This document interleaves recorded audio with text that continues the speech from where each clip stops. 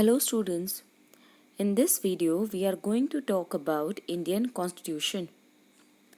Now you might be thinking, what is the meaning of Constitution, who framed our Constitution, and what is its importance? So all of these questions will be answered in this video. So let us start. So this is how the Constitution of our country looks. This is the front part of the Constitution of India. Now the question comes, what is the meaning of Constitution? So you can say Constitution is a set of rules on which a country's administration runs. Let me give you an example. You all might be playing cricket. So what is the most important thing in the cricket? Yes, rules. Rules are the most important thing in the cricket. Without rules, there will be lot of conflicts between both the teams. Both the teams plays as per the rules of the game. All the games has the rules. Even when you come to school, there are certain rules for you and even for the teachers, right? So rules are required everywhere. Similarly, rules are required to run a country also. So a constitution is a set of rules according to which a state or a country operates. Now, you might be thinking, okay, what is written in the constitution? So, in a constitution, the power of president, the power of prime ministers, the duties of the citizen, the rights of the citizen, everything is mentioned in the constitution. Now, what is the importance of the constitution? So, constitution is the supreme, or you can say the highest power of the country. No one is above the rules written in constitution. A constitution serves many objectives. It is a document which finally weaves the ideals of our country.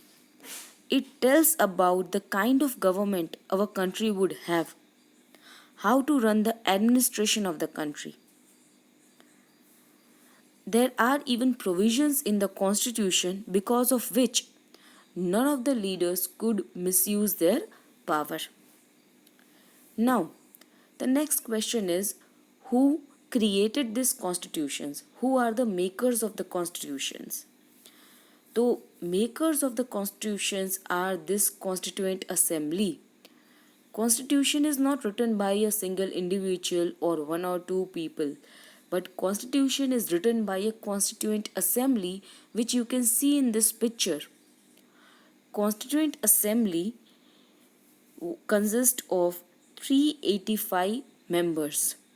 All of these members together framed our constitution. This Constituent Assembly met for 166 days, which was spread over a period of 2 years, 11 months and 18 days. After so many deliberations, so many discussions, our 308 members signed 2 copies of the document which we call Constitution on 24th January 1950. Same day, the Assembly selected Dr. Rajendra Prasad as the President of India, which came into effect on January 26, 1950. So now you might have understood why we are celebrating 26th January.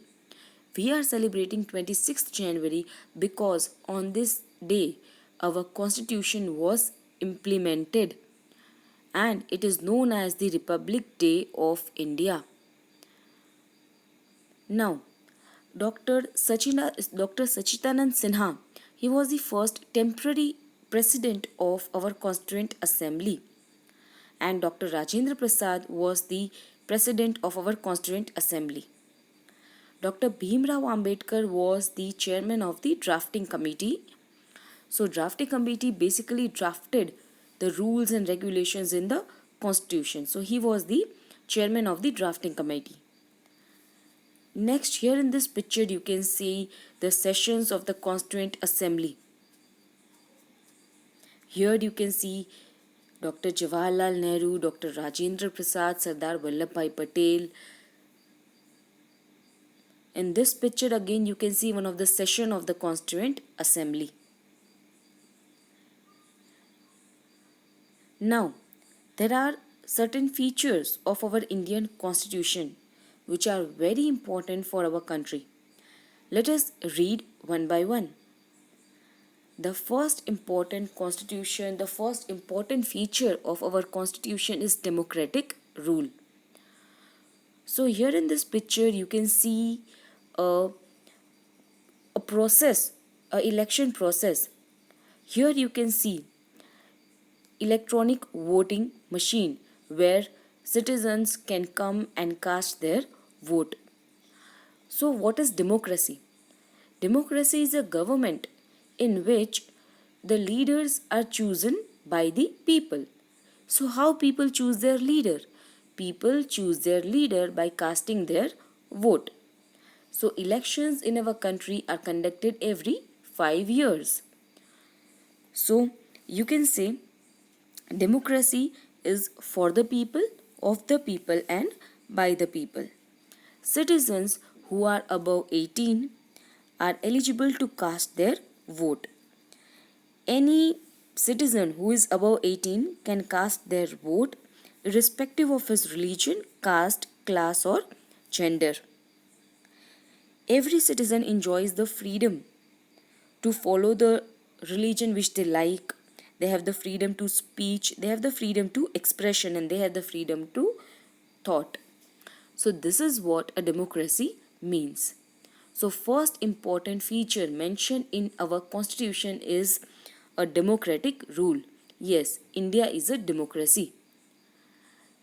Next one is secularism.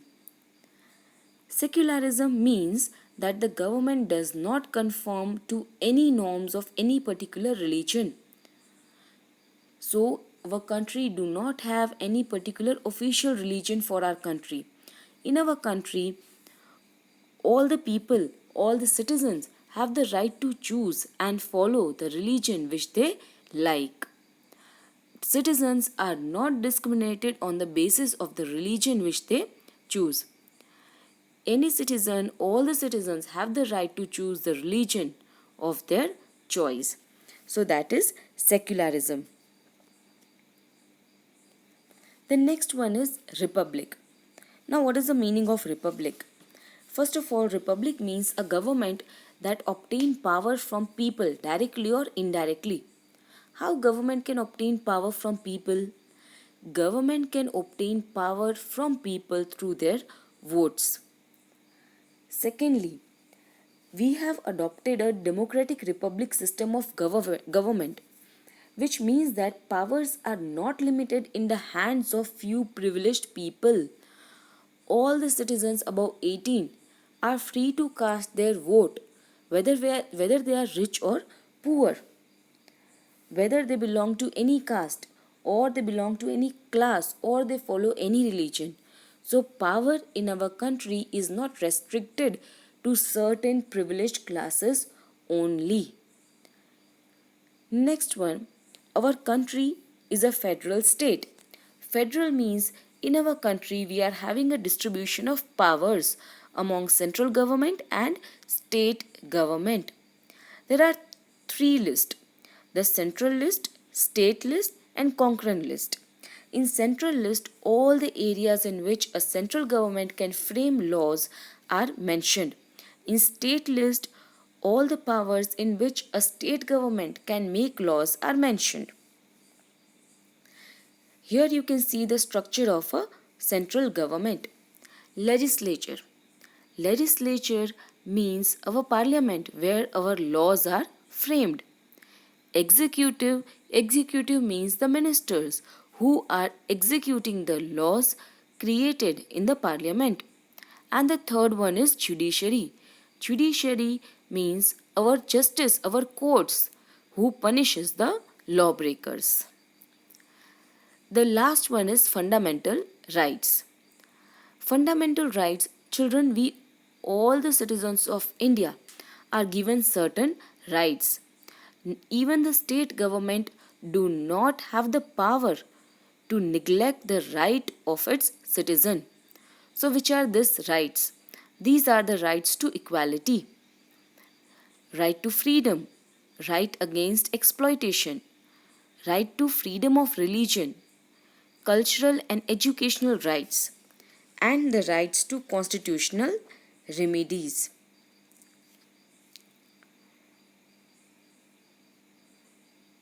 So, I hope you might have understood this chapter. Please do read the chapter from the textbook as well. Thank you.